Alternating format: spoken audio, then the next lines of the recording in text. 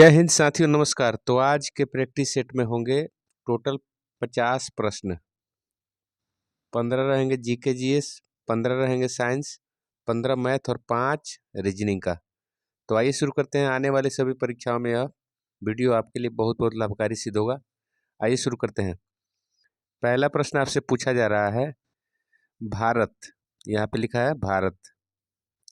भारत क्षेत्रफल की दृष्टि से विश्व में कौन सा स्थान पे है? तो आप बताइए। विश्व में भारत जो है क्षेत्रफल की दृष्टि से 7वें स्थान पे है। ठीक है जी। 1 नंबर पे है रूस। ठीक है। अगला प्रश्न बताइए, रोम साम्राज्य किसने स्थापित किया? रोम साम्राज्य किसने स्थापित किया बताइए। दूसरा प्रश्न का उत्तर बता दीजिए क्या होगा। तो दूसरा का आंसर हो जाएगा आपका अगस्टस सीजर। ठीक है जी, अगस्टस सीजर। अगला प्रश्न देख लीजिए, 3 नंबर सवाल, भारत की सबसे पुरानी तेल रिफाइनरी कौन सी है बताइए। तो असम में पड़ता है डिगबोई। ठीक है जी, आंसर ए हो जाएगा डिगबोई। अगला प्रश्न देख लीजिए, 4 नंबर सवाल देखिए। 4 नंबर सवाल आपसे पूछा जा रहा है, 1930 में प्रसिद्ध डांडी यात्रा जो है महात्मा गांधी जी के द्वारा साबरमती आश्रम से शुरू किया गया था, नमक कानून को रद्द करने के लिए। ठीक है जी। तो यह देखिए कहाँ से शुरू हुआ था? तो साबरमती आश्रम अहमदाबाद से। आंसर क्या हो जाएगा? ए। 5 नंबर देखिए, सीमांत गांधी किसे कहा जाता है? तो सीमांत गांधी बताइए, सही उत्तर क्या हो जाएगा 5 का? खान अब्दुल गफार खान को। ठीक है जी। महात्मा गांधी जी को बापू कहा जाता है, आप जानते हैं।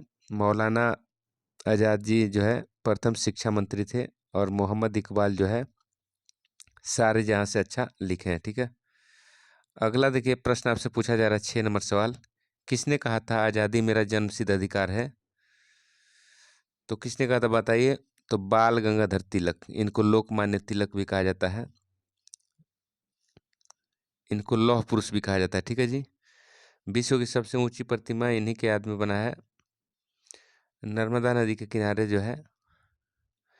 अगला प्रश्न देखिए, 7 नंबर आपसे पूछा जा रहा है, भारतीय रिजर्व बैंक की स्थापना किस वर्ष की गई? 7 नंबर सवाल का उत्तर बताइए। तो इसका सही उत्तर हो जाएगा 1935। ठीक है जी। 7 का क्या हो जाएगा? बी। देखिए, सरदार सरोवर बांध किस नदी पर है? देखिए, सरदार सरोवर बांध जो है किस नदी पे है? 8 नंबर बताइए। 8 का हो जाएगा आपका आंसर, 8 का बताइए आंसर हो जाएगा डी, नर्मदा नदी पर। ठीक है जी। सरदार सरोवर बांध आपको नर्मदा नदी पर मिलेगा। देखिए, 9 नंबर सवाल आपसे पूछा जा रहा है, भारत के किस खिलाड़ी को पहला राजीव गांधी खेल रत्न मिला था? ठीक है जी। अब राजीव गांधी खेल रत्न का पुरस्कार का नया नाम क्या हो गया? मेजर ध्यानचंद पुरस्कार। ठीक है। तो 9 नंबर का सही उत्तर हो जाएगा आपका बी, विश्वनाथम आनंद जी को, जिनको शतरंज का जादूगर कहा जाता है, और उनके आत्मकथा का नाम है गोल। ठीक है जी। 10 नंबर सवाल आपसे पूछा जा रहा है, पुष्कर मेले का आयोजन किस राज्य में होता है? पुष्कर मेले का आयोजन। तो 10 का सही उत्तर बताइए क्या हो जाएगा जी। पुष्कर मेला कहाँ पे है? आप 10 नंबर सवाल का बताइए। राजस्थान में। ठीक है जी। पुष्कर झील भी है वहाँ पे, राजस्थान में पुष्कर मेला का आयोजन होता है। ठीक है। 11 नंबर सवाल देखिए, विश्व में चावल का सबसे अधिक निर्यातक देश कौन सा है? किसका? तो चावल का। 11 नंबर सवाल का उत्तर बताइए, हो जाएगा आपका भारत। भारत में दूध का भी सबसे ज़्यादा उत्पादन होता है। 12 नंबर सवाल आपसे पूछा जा रहा है, नाबा कालेबाड़ा, नाबा कालेबाड़ा उत्सव किस राज्य में मनाया जाता है? नाबा कालेबाड़ा उत्सव किस राज्य में मनाया जाता है? 12 का बताइए। तो 12 का सही उत्तर हो जाएगा ओडिशा। ठीक है जी। ओडिशा का राजधानी भुवनेश्वर है, और उड़ीसा में जो है चिल्का झील है, सबसे बड़ी खारे पानी की झील लैगून झील है, और बंगाल की खाड़ी से लगा हुआ है। ठीक है। 13 नंबर सवाल बताइए। 13 नंबर सवाल आपसे पूछा जा रहा है, 4 शेरों वाला अशोक स्तंभ कहाँ है? तो यह पड़ेगा आपको सारनाथ, यूपी में पड़ता है, वाराणसी में। ठीक है जी। तो सारनाथ, 4 शेरों वाला अशोक स्तंभ सारनाथ में पड़ता है। और सारनाथ की बात करें तो यहीं पे महात्मा गांधी सबसे पहले अपना उपदेश दिए थे और जिसको कहा गया धर्म चक्र प्रवर्तन। ठीक है जी। 14 नंबर सवाल आपसे पूछा जा रहा है, काबुल कहाँ की राजधानी है? तो काबुल सही उत्तर बताइए, अफगानिस्तान की राजधानी है। अफगानिस्तान और भारत के बीच जो सीमा रेखा उसको डूरंड लाइन कहा जाता है।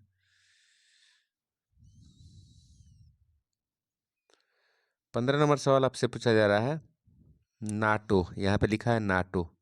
ठीक है जी, पढ़िए ध्यान से। नाटो, नाटो की स्थापना कब हुई थी? तो नाटो की स्थापना आपको मिलेगा, बताइए 15 नंबर सवाल का, 1949 में। ठीक है जी, ये 1949 लिखा हुआ है NATO, North Atlantic Treaty Organisation होता है। ठीक है। 16 नंबर सवाल देखिए क्या पूछा जा रहा है आपसे, निम्नलिखित में से, साइंस का यहाँ सवाल होगा शुरू, विज्ञान का। सबसे अधिक प्रोटीन किस में पाई जाती है? सबसे अधिक प्रोटीन की बात किया जा रहा है, तो आपको बताना है सबसे अधिक प्रोटीन। 16 नंबर का क्या हो जाएगा उत्तर? तो सबसे अधिक प्रोटीन दाल में पाया जाता है। ठीक है जी। अगला प्रश्न देखिए, 17 नंबर सवाल आपसे पूछा जा रहा है। 17 नंबर सवाल क्या लिखा हुआ है, किस ताप पर पानी भाप, तरल और ठोस अवस्था में पाई जाती है? बताइए वह कौन सा तापमान है जिस पर पानी तीनों अवस्थाएं में पाई जाती है? तो 17 नंबर सवाल का सही उत्तर हो जाएगा 0 डिग्री सेंटीग्रेड पर। ठीक है जी। इंपॉर्टेंट क्वेश्चन याद रखिएगा। आपका देखिए 19 नंबर, 4 डिग्री सी पर आप जानते हैं पानी का घनत्व तो सबसे अधिक होता है, याद रखिएगा। देखिए सिरके में अम्ल की प्रकृति किस कारण होती है? सिरके में अम्ल की प्रकृति किस कारण होती है? 18 नंबर सवाल का उत्तर बताइए। तो आंसर हो जाएगा डी, एसिटिक अम्ल के कारण। ठीक है जी। व्हेल एक क्या है? 19 नंबर सवाल आपसे पूछा जा रहा है, व्हेल क्या है? तो व्हेल एक क्या है बताइए आप। 19 नंबर सवाल का सही उत्तर क्या हो जाएगा? स्तनपाई। व्हेल जो होता है एक मछली नहीं है, जबकि उसको स्तनपाई कहा जाता है। ठीक है जी, व्हेल मछली को, वास्तव में मछली नहीं है, स्तनपाई अपने बच्चे को दूध पिलाती है। ठीक है।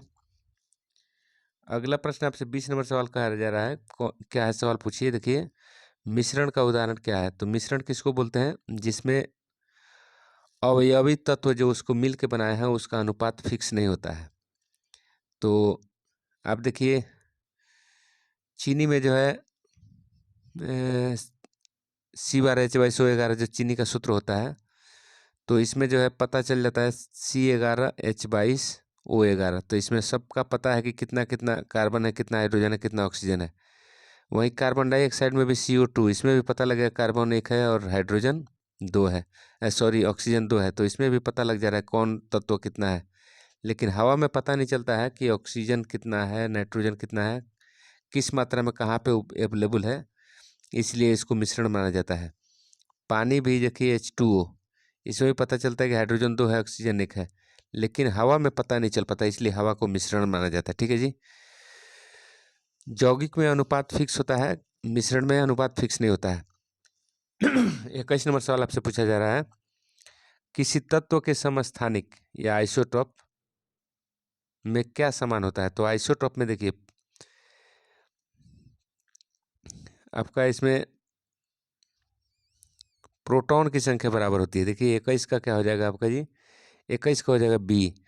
समस्थानिक मतलब वैसे तत्व जिनका परमाणु संख्या समान हो उसको समस्थानिक कहते हैं, और समभारिक में जिन तत्वों के परमाणु भार बराबर होते हैं उसको समभारिक कहते हैं। ठीक है। तो परमाणु संख्या आप जानते हैं, प्रोटॉन की संख्या को परमाणु संख्या कहा जाता है, और प्रोटॉन और न्यूट्रॉन के योग को परमाणु भार कहा जाता है। तो आइसोटॉप में या समस्थानिक में परमाणु संख्या बराबर होता है, उसको आइसोटॉप कहा जाता है, अर्थात प्रोटॉन की संख्या बराबर होता है। कार्बन के सबसे शुद्ध रूप को क्या कहते हैं? तो 22 नंबर सवाल का सही उत्तर बताइए। तो हीरा। ठीक है जी। हीरा चतुष्फलकीय होता है, इसलिए रात को भी चमकता है। देखिए विटामिन सी का रासायनिक नाम क्या होता है? Ascorbic acid. विटामिन सी की कमी से एस्कॉर्बी रोग हो जाता है, मसूड़ा से खून आता है। ठीक है जी। हाइडल पावर स्टेशन में ऊर्जा का स्रोत क्या है? इसका उत्तर बताइए। आपसे 24 नंबर सवाल पूछा जा रहा है। तो हाइडल पावर स्टेशन में ऊर्जा का स्रोत क्या है? तो 24 का क्या हो जाएगा जी? तो 24 का हो जाएगा सी, पानी से ऊर्जा बनता है। ठीक है। 25 नंबर सवाल आपसे पूछा जा रहा है, निम्नलिखित में से कौन सा एक अल्प विकसित अंग मतलब वेस्टिजियल ऑर्गन है?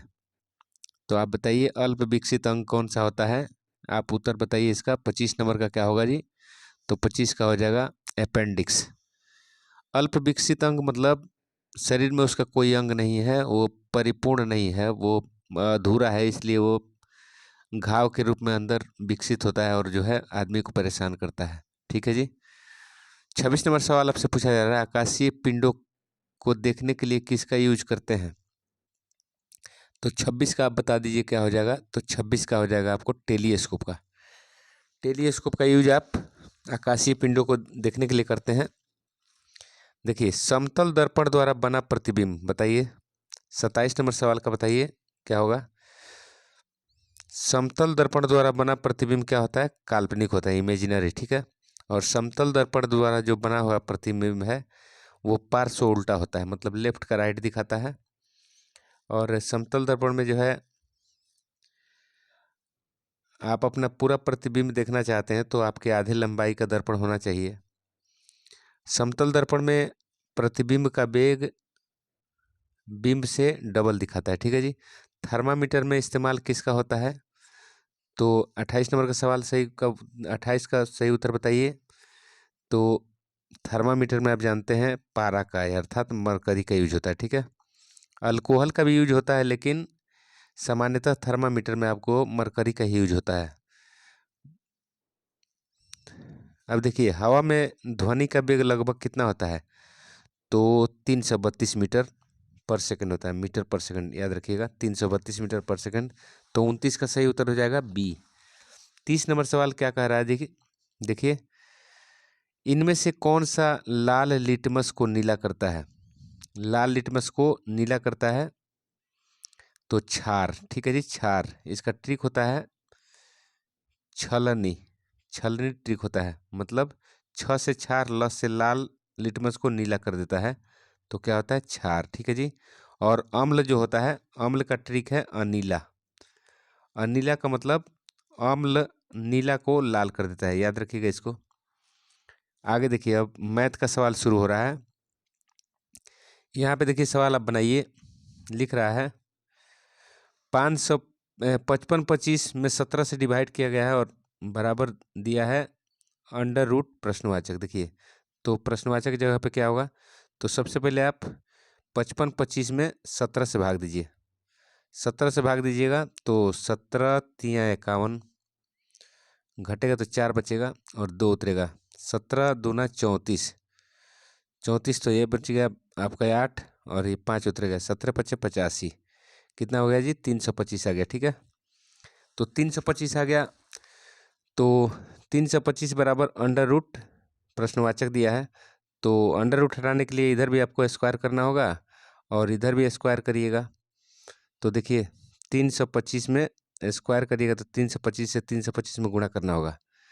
तो अब देखिए 5 पच्चे 25 और ये 5 दूना 10, 2 12 और 5 दिया 15, 1 16 और 2 से 2 पच्चे 10 और 2 दूनी 4, 1 5 और जो है 2 तिया 6, 3 पच्चे 15 और 3 दूना 6, 1 7 और 3 तिया 9। ठीक है जी। अब इसको जोड़ लीजिए, 5 2 आप ये हो गए। देखिए 5 5 10 6 16 और ये हो गया आपका 7 7 14, एक 15 और एक 10। 10 56 25, 10 56 25 कहाँ दिया है? तो 10 56 25 आपका आंसर सी में दिया है। ठीक है जी। तो आप इस तरह से सवाल बनाइएगा। अगला सवाल आपसे देखिए, अगला सवाल आपसे क्या पूछा जा रहा है? अगला सवाल आपसे पूछा जा रहा है, देखिए निम्न में से सबसे छोटी भिन्न बताइए। तो सबसे छोटी भिन्न आपका देखिए 7/9 का मान क्या होगा? तो 7 में आप भाग दीजिए 9 से, तो 9 से भाग दीजिएगा आप तो पॉइंट दीजिएगा तो 0 आएगा। तो भाग दीजिए 7 8 56, 7 9 63, 7 9 63 आ जाएगा जी। तो यहाँ बचेगा 7, फिर पॉइंट का बदला 0, 7 9 63। इसका मतलब क्या आ गया? पॉइंट 99। पहला का मान आ गया 0.99, इसका मान आ गया 0.99। ठीक है जी। और वहीं 4 में भाग दीजिए 5 से, तो पॉइंट दीजिएगा तो 0 आएगा यहाँ। तो 5×8 = 40। इसका मान कितना आ गया जी? 0.8 आ गया। और वहीं 6 में भाग दीजिए 7 से, तो पॉइंट दीजिए तो 0 बैठेगा यहाँ। तो 7×8 = 56, 56 हो गया। और ये 4 बच गया, तो पॉइंट के बदले 0, 7×5 = 35, मतलब इसका आ गया 0.85। और उसके बाद 4 नंबर में क्या दिया जी? 9/13, अर्थात 9 में भाग देना है 13 से, तो पॉइंट दीजिए।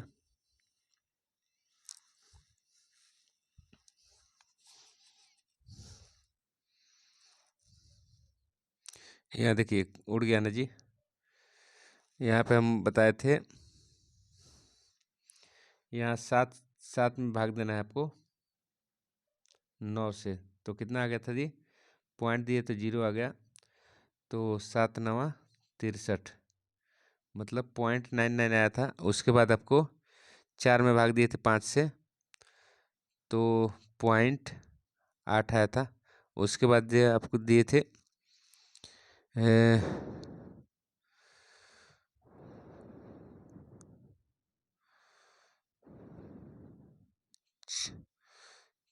6 में भाग दिए थे 7 से, तो पॉइंट आपका आ गया जी, पॉइंट आपका कितना आ गया जी? पॉइंट दीजिएगा तो 0 हो जाएगा। 7×8 = 56, 7×8 = 56, और ये 5.85 आया। और इसका 9/13 है, तो 9 में भाग देना है आपको 13 से। तो यहाँ देखिए पॉइंट दीजिए, तो 13×5 = 65, 13×6 = 13×7 = 91, 13×5 = 13×6 = 78, तो 78 देखिए।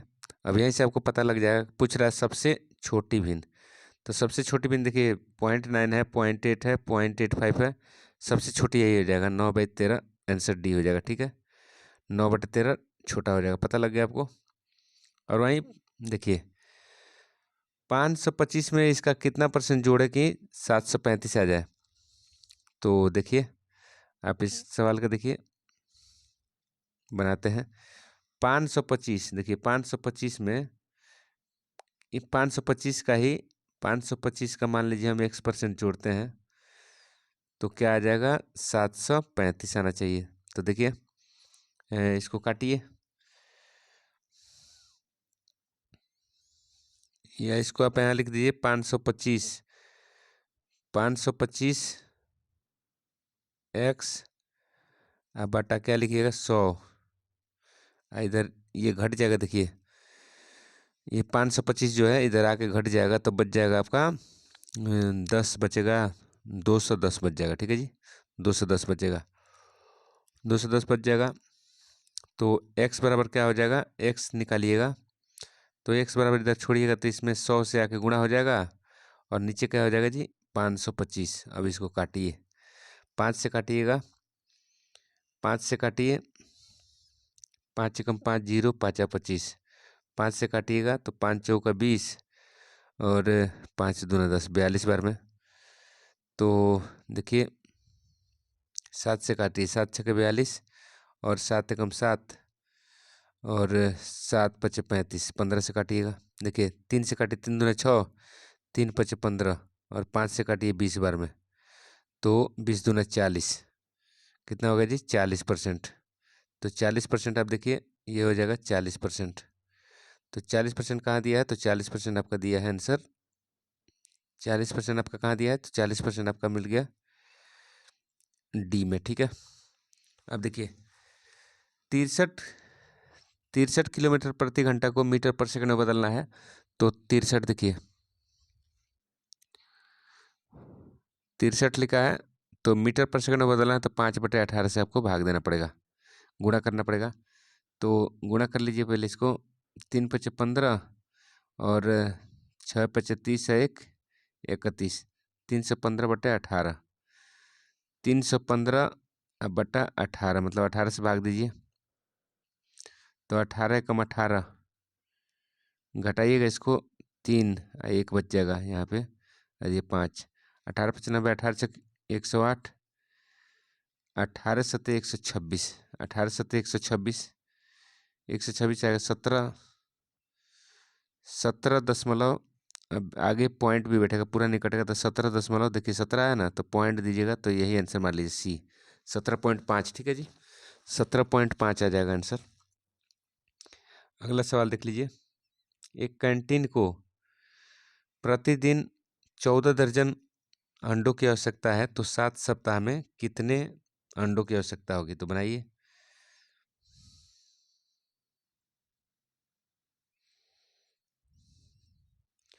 देखिए लिख रहा है एक दिन में 14 दर्जन, मतलब एक दिन में कितना? 14 दर्जन, मतलब 20 में बदलिएगा तो 14 × 12 हो जाएगा जी। तो एक दिन में इतना हो गया। तो पूछ रहा है 7 सप्ताह में, एक दिन में इतना है तो 7 सप्ताह में, मतलब 7 सप्ताह में कितने दिन हो जाएंगे? तो 7 से तो 49 दिन हो जाएंगे। अब गुणा कर दीजिए। 12 में 14 से गुणा करिएगा तो कितना आएगा जी? 12 दूनी 24, 12 दूनी 24, नहीं सॉरी, 12 × 4 = 48 होता है। 12 × 4 = 48, और 12 × 4 = 16, 168 में फिर आपको गुणा करना है 49 से। 49 से गुणा करिए, तो 49 से गुणा करिएगा तो आपका आ जाएगा 8232। ठीक है जी, ये आंसर हो जाएगा। यही से बना लीजिएगा। अगला सवाल देख लीजिए। एक व्यक्ति 8% ब्याज की दर से 4 वर्ष, ये दर हो गया और ये टाइम हो गया, और ब्याज के रूप में इतना रुपया चुका है, तो ब्याज होगा ये। तो आपको कुल रुपये कितने चुका है? तो पहले आप मूलधन निकाल लीजिए। तो मूलधन निकालने का फॉर्मूला क्या होता है जी? मूलधन निकालने का फॉर्मूला ब्याज में 100 से गुणा करते हैं। ब्याज 73 84, 100 से गुणा किए, और नीचे क्या करना है? रेट 8 को टाइम से गुणा करना है 4। अब इसको काटिए, ये 25 बार में कट गया, और 8 से ये 8 9 72, 8 9 72, 1 बच गया, 8 दूना 16, 2 बच गया, 8 3 24, 9 7 23 हो गया। और इसमें 25 से गुणा करना है, गुणा करिए। 25 3 75, 25 दूना 50 और 7 57, और आपके पास बच गया 5, 25 9 225, और 5 जोड़िएगा तो 230 हो जाएगा। ठीक है जी, 230, इतना रुपया उसका मूलधन हुआ। और टोटल कितना चुकाया ये पूछ रहा है, तो ब्याज भी इसमें जोड़ लीजिए। 73 73 84 जोड़िए जी, तो ये जगह 9 9 और 8 7 15 के 5, आपके पास 1 बच गया, ये 4 हो गया, ये 0 और 3, 30 459, 30 459 कहाँ है? तो सी। ठीक है जी, इस तरह से बन जाएगा। 30 459 हो गया। तो अब अगला सवाल देख लीजिए, इसका आंसर सी हो गया। निम्न में से किसका गुणनखंड नहीं बनाया जा सकता? देख लीजिए। गुणनखंड बनाने के लिए आपको देखना होता है, देखिए इसका और इसका गुणा करिएगा तो कितना आएगा जी? -24x² आ जाएगा, -24x² आएगा। तो इसको 14 को, -14 को आप दो पार्ट में तोड़िएगा, तो -2 और -12 होगा, तो गुणा करने से क्या आ जाएगा? +24 आएगा। तो ये -24 आना चाहिए, लेकिन ये +24 आ रहा, तो ये वाला नहीं होगा। इसका देखिए नहीं बनाया जा सकता है, तो नहीं इसी का बनाया जा सकता, बाकी सबका बनाया जा सकता है। जैसे देख लिए, 3 और 8 को गुणा करेंगे तो +24x² आएगा। और देखिए इस 12 को 14 को, -14 को -12 और -2 लिखिएगा, तो माइनस माइनस गुणा करके प्लस हो जाएगा, और x² भी हो जाएगा। तो ये फुलफिल हो जा रहा है, ये भी फुलफिल हो जाएगा, ये भी फुलफिल हो जाएगा, लेकिन ये नहीं होगा। तो ये आंसर कार्य गुणनखंड नहीं बनाया जा सकता, तो आंसर ए हो जाएगा। ठीक है, अगला सवाल देख लीजिए। 400 आमों का क्रय मूल्य 320 है। देखिए 400 आमों का क्रय मूल्य 320 आमों के विक्रय मूल्य के बराबर, तो लाभ % बताइए। तो देखिए यहाँ पे 400 का CP बराबर है 320 का SP। तो देखिए 0 से 0 ही काट दीजिए। अब देखिए 8 से काटिए, 8 × 5 = 40, आइए 8 × 4 = 32, मतलब 4 SP और 5 CP। तो यहाँ पे देखिए SP का मान क्या हो गया? SP का मान हो गया 5, और CP का मान हो गया 4। यहाँ पे CP का मान 4 हो गया, तो 1 रुपये का लाभ हो रहा है जी। तो अब परसेंटेज लाभ निकालना है, तो लाभ में 100 से गुणा करते हैं, और नीचे क्या करते हैं? CP 4।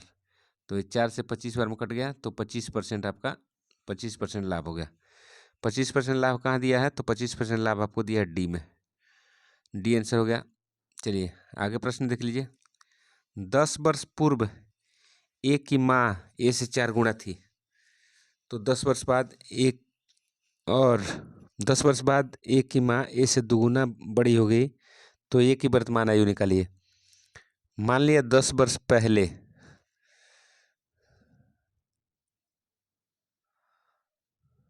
देखिए सवाल यहाँ पे देखिए, माना 10 वर्ष पहले ए जो था, 10 वर्ष पहले की बात कर रहे हैं, उसकी माँ देखिए यहाँ पे है।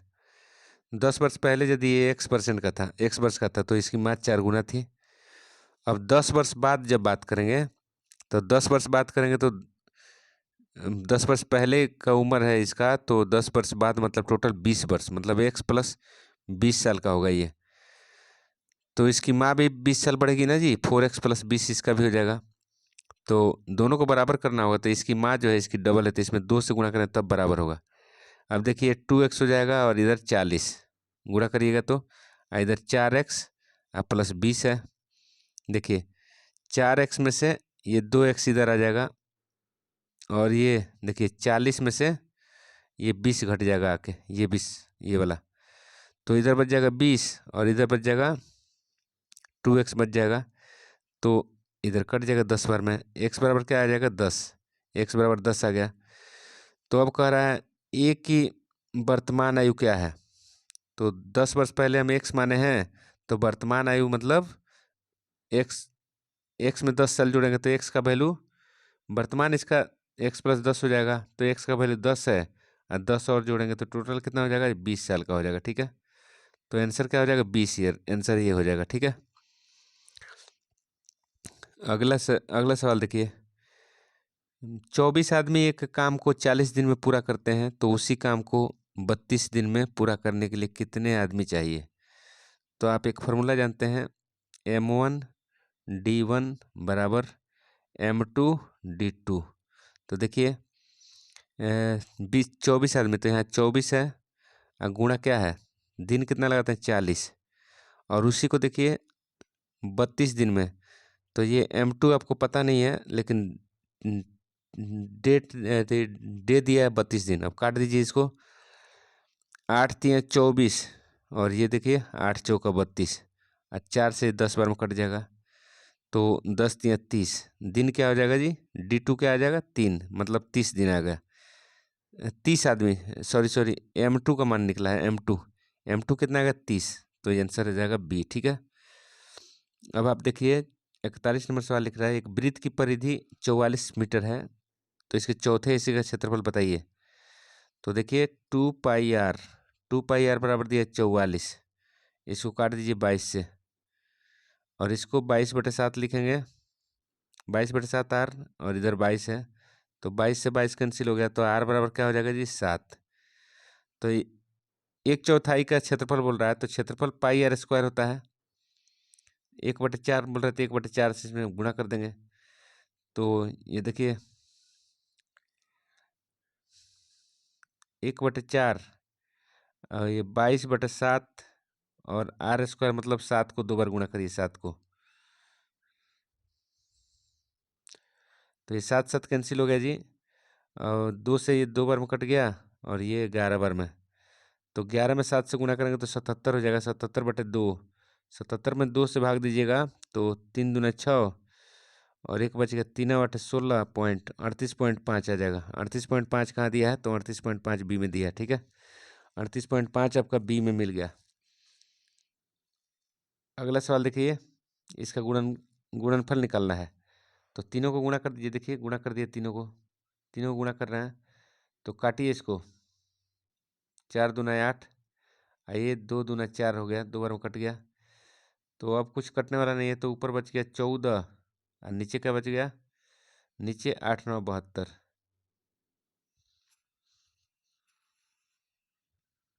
और भी कट जाएगा, 2 से 7 बार में कटेगा, और 2 से कटेगा 36 दूनी 72, मतलब 7 बटे क्या होगा जी, 7/36, तो 7/36 यहाँ पे दिया है सी में। ठीक है, 7/36 हो जाएगा, यहीं से कट सकता था, 2 से 4 बार में कटेगा, यह 4 बार में 4 9 36 है, ऊपर 7 बच गया था।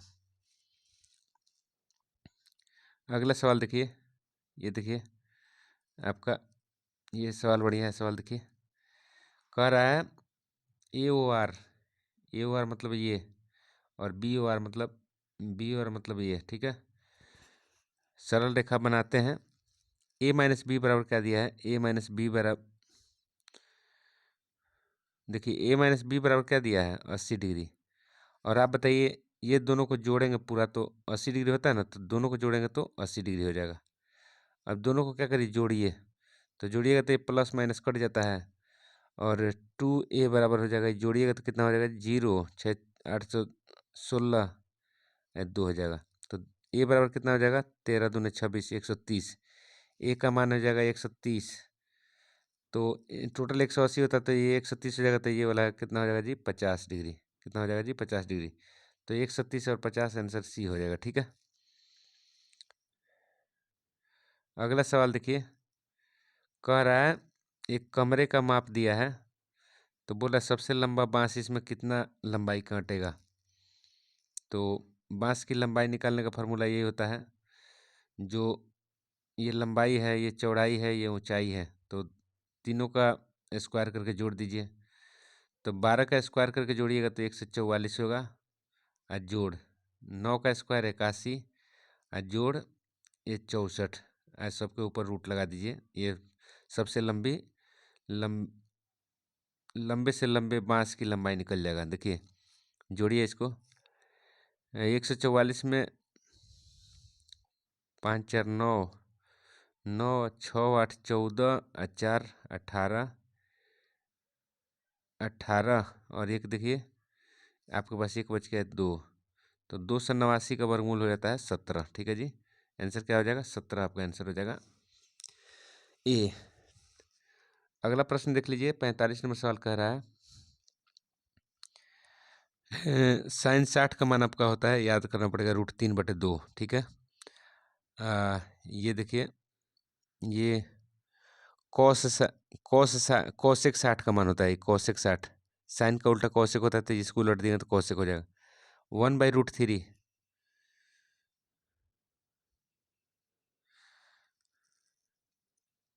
ये किसी का मान नहीं है, देखिए हाँ ये वाला होता है। देखिए ये टेन 60 का मान होता है, और ये टेन 30 का मान होता है, ठीक है जी।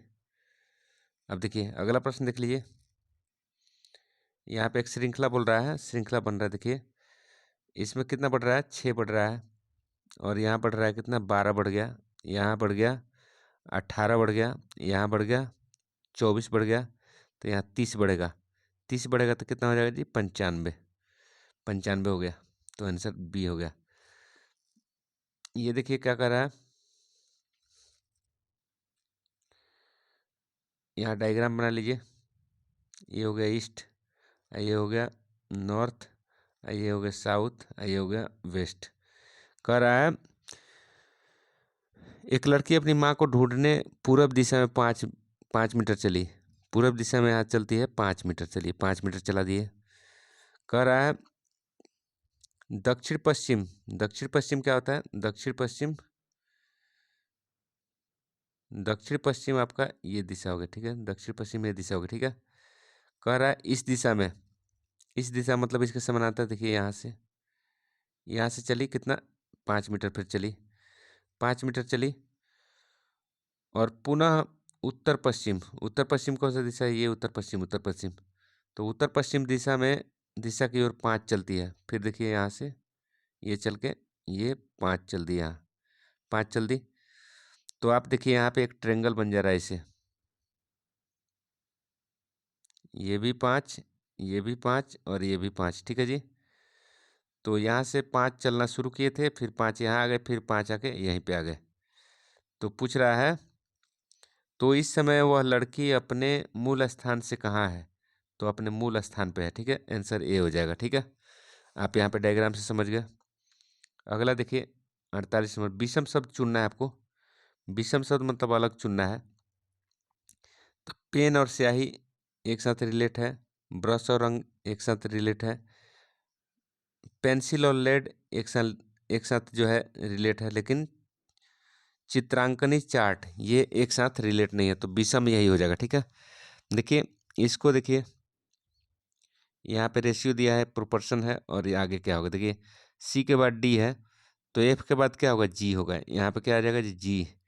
अब देखिए ई के बाद एफ जी एक छोड़कर, तो ये जी है, तो जी एच आई छोड़कर आई हो जाएगा। और तीसरा अक्षर आई जे के एल, दो के बाद छोड़ के, तो यहाँ पे जो तीसरा अक्षर है आई जे के एल, तो यहाँ पे एल हो जाएगा।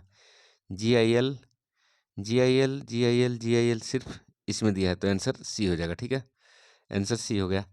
विषम विषम संख्या चुनिए। विषम संख्या चुनना है आपको। देखिए 34 को 43 लिख दिया गया, मतलब 3 4 को इधर उधर उलट दिया गया, 5 7 को उलट दिया गया, 2 1 को उलट दिया गया, लेकिन यहाँ पे अलग अलग दिया है, तो आंसर क्या हो जाएगा, डी, विषम यही हो जाएगा। तो आज के वीडियो में इतना ही, अगले वीडियो में फिर मिलते हैं, तब तक के लिए जय हिंद जय भारत। चैनल को लाइक करिए, सब्सक्राइब करिए, मित्रों में शेयर करिए। ज्ञान बांटने से ज्ञान बढ़ता है, इसलिए इस बात को स्वीकार करना है। Thank you.